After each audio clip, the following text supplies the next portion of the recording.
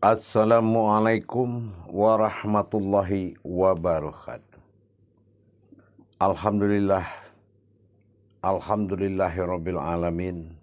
Assalatu wassalamu ala asyrafil anbiya'i wal mursalin. Sayyidina wa maulana Muhammadin. Asyhadu an la ilaha illallah wa asyhadu anna Muhammadar Rasulullah.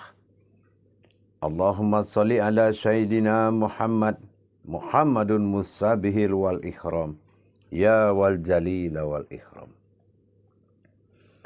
Allahumma salli wa sallim wa barik wa karim ahlazan nabil karim. Allahumma salli wa ballazi wa ata'allazi min jamalika wa allazi min jalalika wa innahu fin kitabika. InsyaAllah. Alhamdulillahirabbil alamin. Segala puji syukur kita panjatkan kehadirat Allah Subhanahu wa taala atas limpahan karunia rahmat dan hidayahnya. Serta dengan izinnya juga kita dapat menjalankan segala perintahnya, beramal dan beribadah. Salam dan selawat tidak akan pernah kita lupakan. Marilah sama-sama kita panjatkan kepada junjungan kita Nabiullah, Nabiul akhirul zaman, Rasulullah Muhammad sallallahu alaihi wasallam. Atasnya kalimahnya dengan mengkalamkan Allahumma sholli ala Sayyidina Muhammad wa ala alihi Sayyidina Muhammad. Saya akan berbagi wawasan dan ilmu pengetahuan tentang kehendak Allah yang disebut dengan iradatullah. Seperti apa yang dikehendaki Allah dan Allah yang menghendaki. Tidak sedikit dalam Al-Quran itu, termasuk Al-Baqarah ayat 269. Setiap apa yang Allah istimewakan adalah Allah menghendaki seseorang. Seperti apa yang dikatakan iradat atau kehendak tadi. Padahal kita sudah mencoba berdoa, berzikir, tapi ternyata belum diijabah oleh Allah. Di mana letak permasalahannya? Kita coba sholat malam, segala sunnah, apapun sholat sunnah kita kerjakan, tapi tetap belum diijabah oleh Allah. Banyak kejadian seperti itu. Berbicara soal kehendak iradat, pasti berdampingan kalimat ini dengan Allahus Samad. Nah, Allahus Samad dengan iradatullah adalah satu makom dalam bentuk pentajalian. Apa yang dikatakan satu makom? Dikatakan satu makom. Setiap seseorang bermohon dan berdoa kepada Allah, sekuat kuat doa, sekuat lagi iradat dan kehendak.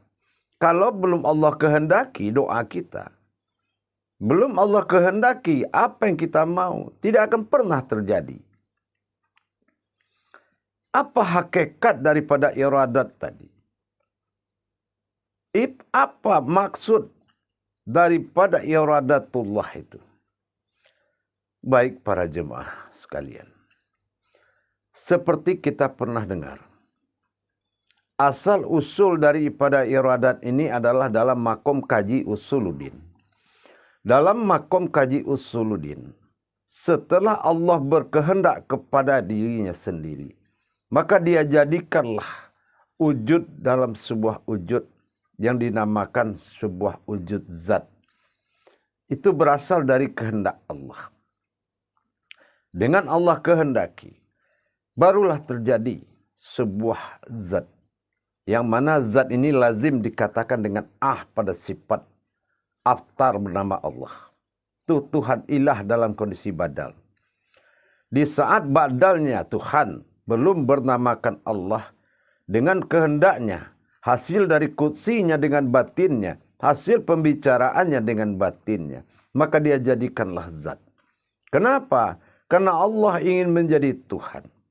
Maka Allah jadikanlah umat dan Allah ingin dipanggil dengan nama Allah. Nah, kita kembali meninjau daripada usuluddin itu.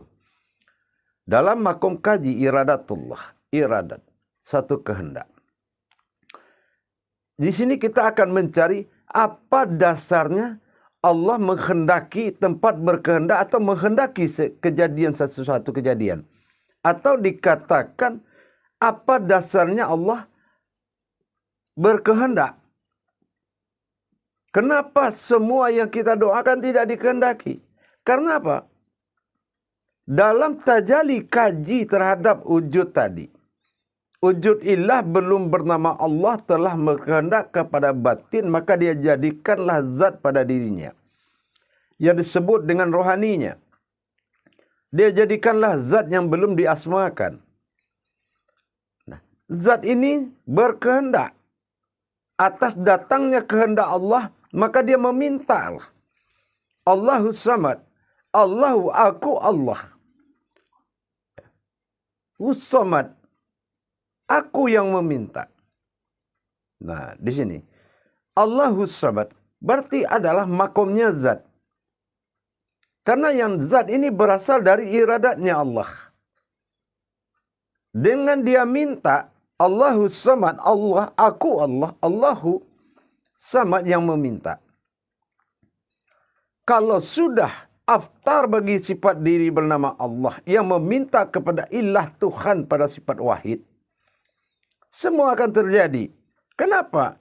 Kita lihat tinjau daripada kun fayakun daripada Yasin 82 yang pernah kita kaji. Dengan kalamnya dia jadikan sifat aku bagi diri dia, maka terjadilah sifat dia. Maka dalam kajian ini tidak ada bedanya.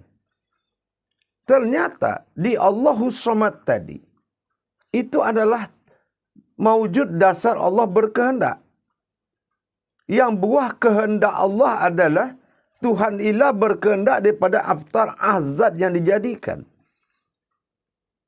Berarti makom doa adalah adanya berdirinya makom iradah itu sendiri pada diri kita. Nah, setelah itu kita paham para jemaah. Tuhan ilah billah pada sendiri pada batinnya. Dalam ketunggalan wahidnya dia jadikan sifat ahad daripada aftar bernama Allah. Itu yang dikatakan aku ingin dipanggil Allah.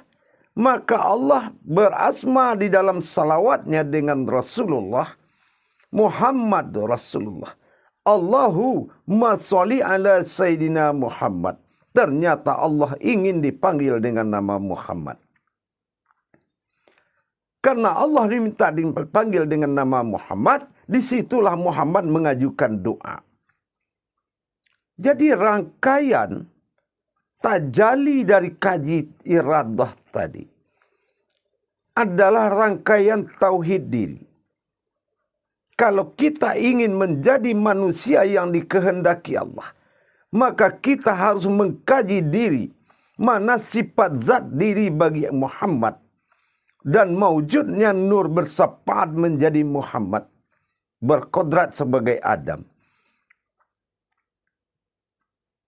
Itulah yang bisa berkehendak kepada Allah. Dan itulah yang dikehendaki oleh Allah. Maka, kalau kita memiliki suatu keinginan. Dan kita ingin diperhitungkan oleh Allah. Jangan lupakan berwarisnya Muhammad pada zatnya Allah. Berwaris Muhammad pada rohani yang berasal daripada zatnya Allah. Maka zat Allah ini dengan hayat yang diminta oleh zat tadi. Apa permintaan zat kepada Allah? Kepada ilah bilah tunggal pada usuluddin. Aku ingin meminta kekuasaan. Maka Allah jadikanlah ruhul azoma. Sumber dari semua nyawa itu ada. Yaitu nur. Dikala itu belum disebut nur itu nur siapa. Nur inilah yang menjadi semua jadi. Nur inilah yang menyebabkan semua hayat itu jadi. Ruh berasal daripada nur. Nur berasal daripada zat. Zat berasal daripada batin. Jadi kalau hakikat, kodrat, hakikat yang ada, yang beriradah kepada Allah, maka kita telah menyediakan tempat landasan doa itu turun. Tapi kalau makom doa itu, iradatnya Allah, iradahnya Allah itu belum ada di diri kita. Belum memahami kalau jasad itu, rohaninya Muhammad itu adalah zatnya Allah. Zat yang disebut dengan nama Allah. Dan dimakomkan nurani itu sebagai ruhul, sumber hayat dan semua jadi, bermakom pada jasad bernama Adam. Kalau tidak, nurani yang meminta kepada rohani, rohani meminta kepada sir wahidnya, illah billah tunggal. Tidak mungkin Allah bisa menghendaki. Untuk itu para jemaah, dikatakan dalam surat Al-Ikhlas. Apa dalam Al-Ikhlas? Allahu samad. Allahu, aku, Allah samad yang meminta. Sampai pada akhir dimakomkan kepada zahir bersifat Allah tempat meminta. Jadi tujulah zat itu dulu untuk mengajukan sebuah permohonan kepada ketunggalannya, billahnya. Wujud batin yang ada di alam sukun pada diri kita sendiri.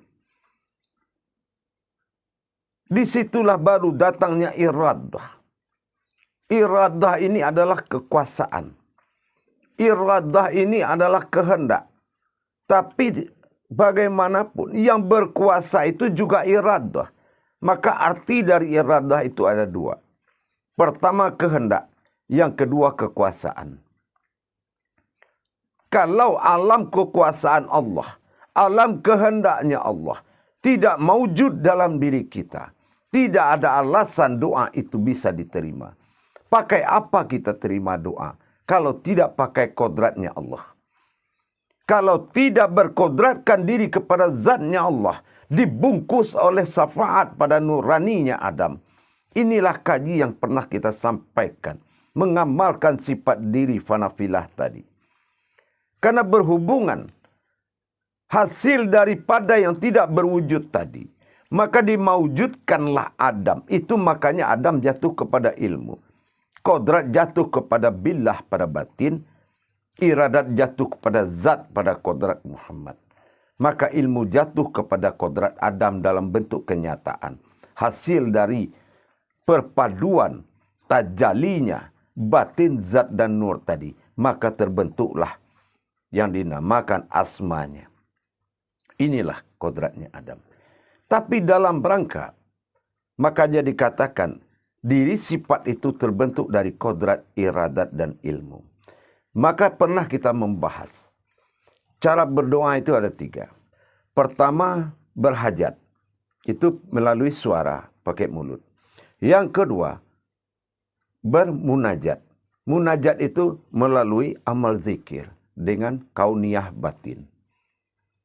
Yang ketiga, beriradat. Iradat itu dengan melalui ilmu. Nah, sekarang kita akan mengkaji iradat. Sudah jelas iradat ini. Pertama, dia jalur ilmu. Pertama, dia sudah pasti menjadi jalur ilmu. Nah, yang kedua, iradat ini kekuasaan.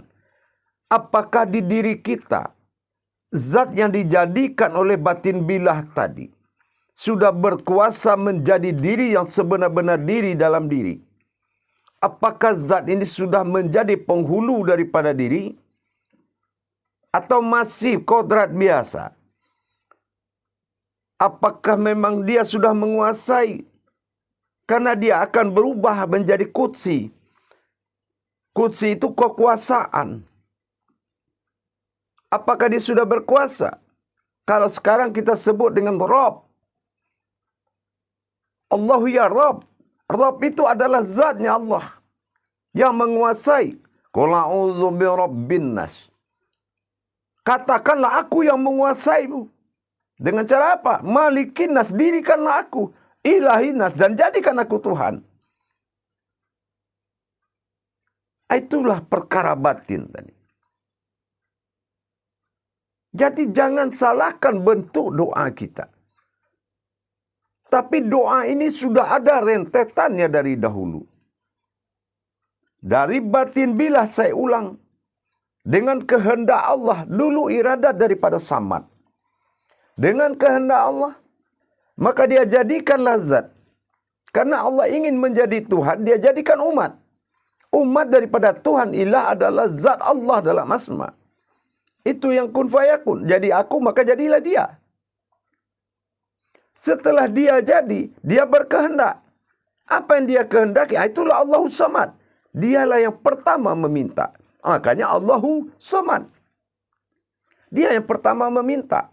Apa yang dia minta adalah kekuasaan. Apa itu kekuasaan? Itulah nur. Itu yang menjadi kodratnya Adam. An-Nur ini asal muasal semua ruh jadi. Otomatis ini ruhul azoma. Muhammad itu menjadi rahmatan fil alamin. Begitu para jemaah. Jadi dirikan dulu kodrat Allah itu.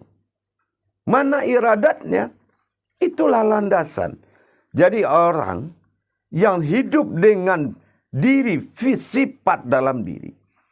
Hidup dengan diri yang ada di dalam tubuh. Maka memelihara mewujudnya Muhammad yang berasal dari rongga zatnya Allah. Rasulullah itu zatnya Allah. Makanya dia dapat syafaat beliau. Karena dia adalah zatnya Allah. Allah bukan zat, tapi kita wajib meyakini adanya zat Allah. Itulah yang dikatakan nurullah. Nurullah itu adalah zatnya. Bukan cahaya, tapi zatnya. Nah, setelah zatnya jadi, dia minta kekuasaan. Maka lahirlah, dijadikanlah oleh Allah dengan kehendaknya, dia jadikanlah nur. Atau hayat, atau kehidupan. Nah, ini yang dikodratkan kepada Adam, sumber daripada kehidupan. Kodratnya. Yang dihibahkan oleh Muhammad. Dia hibahkan nurnya, dia jadikan dirinya zat nurnya, dia hibahkan menjadi kodratnya Adam. Itulah penghulu dari seluruh napas di dunia ini. Penghulu dari semua ruh di dunia ini. Maka dikatakan, jasad mencari ruh, ruh mencari nur, nur mencari zat, zat mencari batin, batin mencari sir, sir mencari wujud. Kita diwajibkan memahami 4 perkara dalam diri kita.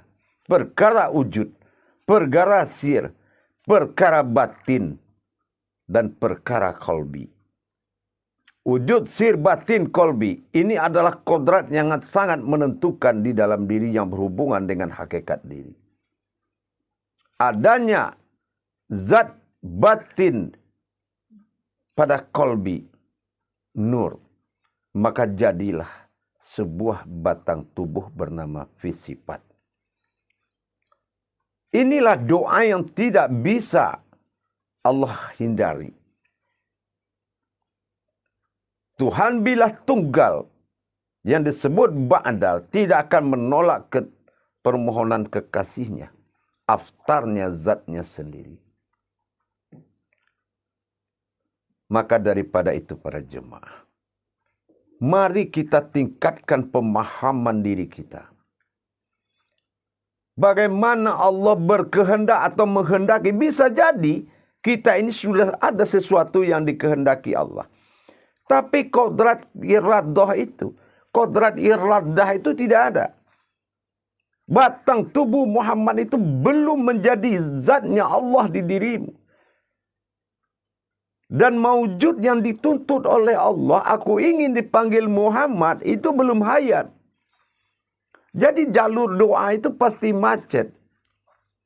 Karena kodratnya ini belum tersusun dengan rapi. Maka daripada itu, mari kita berbenah diri kembali. Kita mengenal kembali. Mendirikan iradatnya Allah. Tempat Allah berkehendak. Tapi kalau sudah berwujud Muhammad itu doa. Disampaikan mendoa itu ke alam zatnya Allah, ke dirinya Rasulullah. Kepada zatnya Allah. Maka dikatakan Allahus Somad setelah aftar berdiri. Tapi Allahus Somad dibilah di tunggal wahidnya Allah. Itu dia meminta, aku yang meminta. Tidak boleh datang siapapun ke ketunggalan bilah ini. Kecuali dirinya sendiri. Yaitu zatnya yang berwujud menjadi rohani. Maka majukan rohani kita yang diwarisi dari Muhammad, yang berasal dari zatnya Allah. Kalau sudah rohani yang berkodratnya zatnya Allah, yang meminta kepada bilah ketunggalan ilah dalam diri, tidak ada istilah tidak berlaku. Tapi kalau masih sifat keumatan yang berdoa kepada sifat ketuhanan, butuh waktu dan proses. Kenapa? Kodrat dan iradat Allah itu belum berdiri dalam dirinya. Dan ini bisa menyesatkan apabila doa terijabah tanpa kodrat Allah yang meminta. Para jemaah yang dirahmati Allah. Semua itu ada kiat. Semua itu ada jalan. Tidak bisa kita nekat. Tidak bisa kita memutuskan segala perkara dengan kemampuan kita. Kita katakan kita tidak diijabah oleh Allah. Bukan begitu. Kodratnya yang tidak tersusun rapi, sehingga Tuhan pun sebagai yang asmanya Allah tidak bisa lari dari kebenaran tauhidnya. Kita percontohkan syahadat. Syahadatullah al-malikul hakul mubin sadikul ba'dal amin. Pernyataan tajalli wallah dalam kajian seharian hakikat marifat di dalam dirinya Rasulullah. Setelah dilaksanakan tauhid din, bertauhidnya kita pada sifat aftar. Syahadu an la ilaha illallah wa syahadu anna Muhammad Rasulullah. Maka kita harus menjalani proses daripada tauhid. Tanjakan demi tanjakan, kodrat demi kodrat yang harus dilalui. Membuat mustajabnya ilmu dan mabrulnya doa. Mabrul semua ibadah. Mustajab. Terijabah semua doa. Teratur hayat kita. Kenapa? Kita menjalankan. Jangan kamu bertahan dengan keumatanmu, tapi bertahanlah, pindahlah kepada kehambaan Allah agar derajat itu naik dan apa yang kita inginkan Allah kabulkan. Allah bersumpah demi katanya. Kalau yang disebut katanya tadi, yang dikatakan oleh Allah itu jadi dalam diri kita,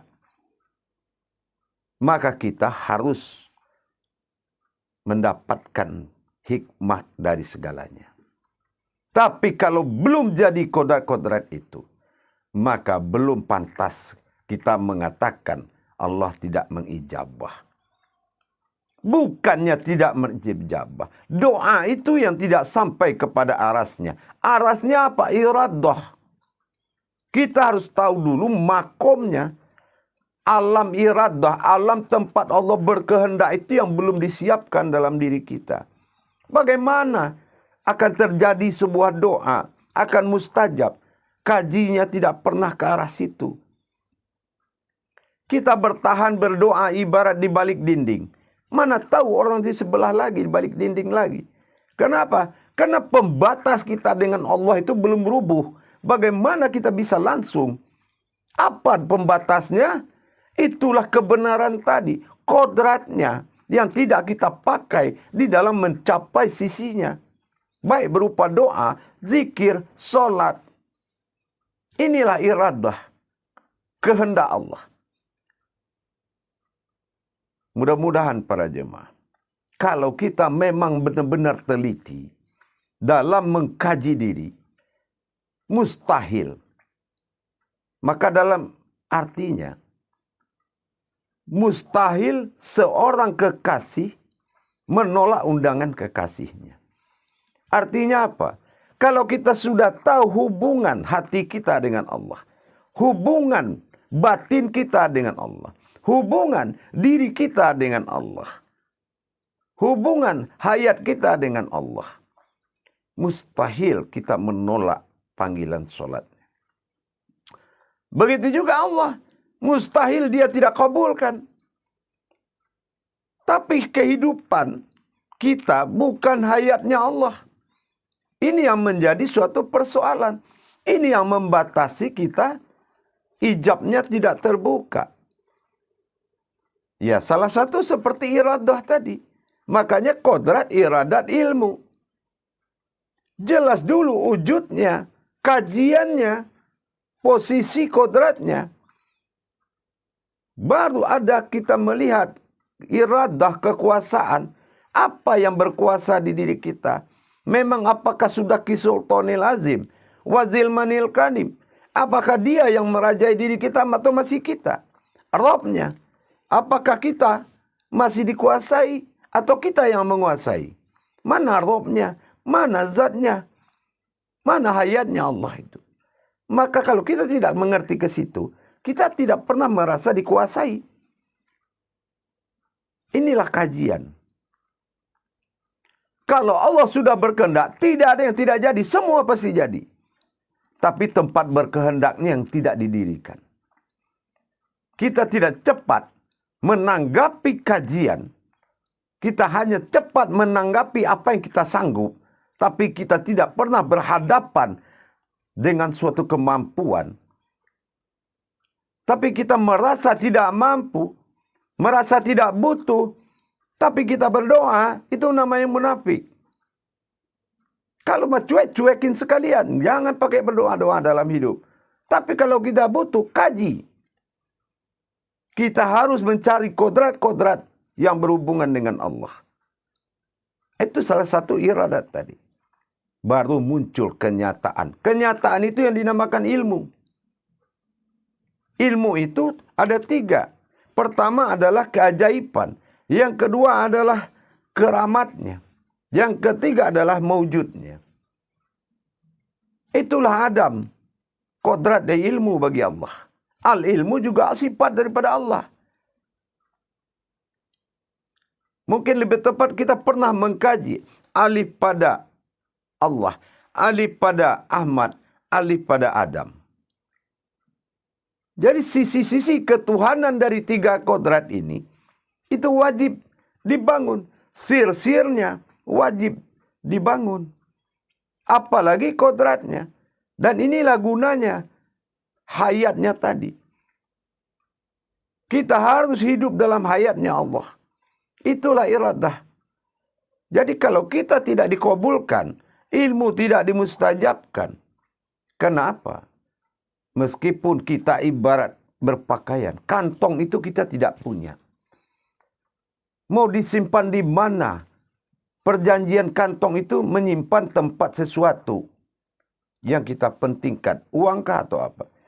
Itu kita tidak punya. Tempat doa itu kita tidak punya. Iradatullah itu tidak terbangun. Kodratnya iradat itu tidak dibangun. Kita tidak hidup dengan kodrat itu. Hubungan kita dengan Allah itu adalah doa. Solat juga doa. Hubungan kita adalah samadullah. Itulah. Ternyata kodratnya seperti itu. Ilah awal daripada diri. Allah awal daripada sifat. Ternyata aku ingin menjadi Tuhan. Maka aku jadikanlah umat. Dan aku ingin dipanggil Allah. Dalam kodrat kursi. Dalam kajian kodrat kursi Allah. Sangat nyata. Tapi setelah itu terjadi. Fayakun awaludin marifatullah. Masuk rumus ibadah. Setelah rumus ibadah masuk. Aku Allah ingin panggil nangan Muhammad. Aku Allah ingin dipanggil dengan kata Muhammad. Kenapa? Rumusnya batin, saling menyembunyikan. Tidak ada yang terbuka, tidak yang menjadi aurat. Semua ditutup dengan baik. Tapi itu jalur iman dan ilmu penutupnya. Menghayati kodrat Allah yang berasmakan Muhammad. Dari kerangka-kerangka Tuhan. Dinamakan Ahad atau Zat atau Allah. Alif lam lam ha. Berkerangka kepada Muhammad. Hayat dan nyata dalam hidup. Baik bergerak apapun yang kita lakukan. Af'alullah. Semua gerakan dia diperagakan oleh Muhammad. Berkodrat kepada Adam. Insya Allah alam iradat itu akan nyata. Dirikan alam iradat itu. Insya Allah. Pasti Allah kabulkan. Para jemaah yang dirahmati Allah. Mudah-mudahan dengan tayangan ini ada membawa keberkahan buat kita. Dengan adanya kita berbagi terus pengetahuan, ilmu. Insya Allah. Jangan lagi suuzon kepada Allah. Berhentilah. Allah itu maha benar dengan segala firman-Nya. Apa yang dikatakan maha benar? Apa yang dia katakan, baik dalam wahyu, baik dalam firman, baik dalam kauliyahnya, baik dalam munajatnya, baik dalam dalilnya, maha benar. Itu akan menjadi kebenaran, kenyataan yang benar. Jangan ragukan ayat Allah kalau kamu percaya kepada Allah. Untuk itu kajilah. Kenapa? Tauhid ilahiyah itu sifatnya hakikat. Pedomannya ada laum mahfuz pada Al-Quran. Tapi menjalankannya harus dengan hakikat yang nyata. Para jemaah yang dirahmati Allah. Kita cukup lama memakai jasad ini. Cukup lama kita memakai dunia ini. Sudah saatnya kita benar-benar mendirikan satu kiblat. Tauhid ilahiyah. Berkiblatlah kepada Allah perantara batinmu. Perantara kakat kekit Tuhan. Perantara semua hakikat Allah pada diri kita. Insya Allah. Fana'um fillah wal baqa'um fillah. Berdirilah, tetapkanlah diri yang fana itu kata Allah. Itulah pesan Allah. Berdiri dan kekallah kamu di situ. Insya Allah selamat kamu. Jangan kamu menghindar dari kebenaran Allah. Insya Allah pasti semua akan terkabul. Makanya kita adakan pengkajian-pengkajian ini. Mengungkap kebenaran-kebenaran Allah. Biar tidak suuzon kalian kepada Allah. Biar nyata Allah itu lebih senang memberikan suatu hal yang nyata. Justru umatnya malah senang dengan kegoiban-kegoiban yang tidak nyata. Inilah yang menghalang hubungi tauhid kita. Yang menjadi penghalang kepada Allah. Salah memanai goib. Goib itu bukan tidak nyata. Goib itu adalah martabat yang tinggi. Goib itu adalah singgasananya Allah yang harus kita hargai di atas segalanya. Ingat, menjaga keumatan dan ketuhanan adalah wajib bagi diri kita. Demikian para jemaah yang bisa kita berbagi wawasan. Mudah-mudahan bermanfaat buat kita semuanya. Masuklah dalam rumus ilmu tauhid. Sesungguhnya kebenaran Allah itu ada pada dalilnya sendiri. Mana dalilnya? Itulah kalam-kalam para walinya. Insya Allah. Baik para jemaah, sampai ketemu di lain tayangan. Nanti kita belajar dan akan belajar terus. Akhirul kalam, wabillahi taufiq wal hidayah. Assalamualaikum warahmatullahi wabarakatuh.